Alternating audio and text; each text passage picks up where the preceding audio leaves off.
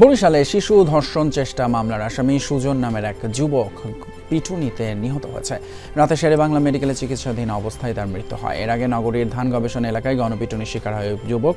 Police জানায় নিহত সুজনের বিরুদ্ধে প্রতিবেশী এক শিশুকে ধর্ষণ চেষ্টার মামলা করেন ওই শিশুটির মা। এরপর থেকেই পলাতক ছিল সুজন। পরে তাকে আটক করে গাছের সাথে বেঁধে মারধরের পর পুলিশের কাছে সোপর্দ করে স্থানীয়রা। উদ্ধার করে হাসপাতালে নিলে চিকিৎসাধীন অবস্থায় মৃত্যু হয় সুজনের। তবে তার পরিবারের দাবি, মাদক ব্যবসা নিয়ে সুজনের সাথে বিরোধ ছিল স্থানীয় কয়েকজনের। তারা এই ধর্ষণ নাটক সাজিয়ে সুজনকে গণপিটুনিতে হত্যা করেছে।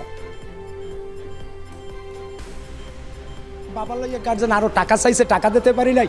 তা তুই ঘোড়া গাইয়া ঘাস খাইতে গেছো, কাউন্সিলারে আবার মন্দ কইছে, এই লই আসবে আবার।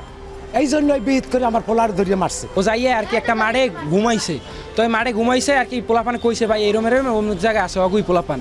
তো হেরা যাই ওই জায়গায় যাই ওরে আর কোন কথা নেই, ওরে আর কি বাইন্দে মার শুরু করছে। ঘটনাস্থল থেকে তার উদ্ধার করে নিয়ে আসি, উদ্ধার করে নিয়ে মেডিকেলে নিয়ে আসি আর কি। মেডিকেলে সরাসরি ভর্তি করানোর পর সে চিকিৎসাধীন অবস্থায় সন্ধ্যার পরে মারা যায় আর কি। পেশেন্ট আসলে ইরিভার্সিবল স্টেজে, নাথিং টু ডু। আমি পেশেন্টের পালসও পাই নাই, বিপিও পাই নাই, দেখি পিপিল ওয়াইল্ডলি ডাইলেটেড।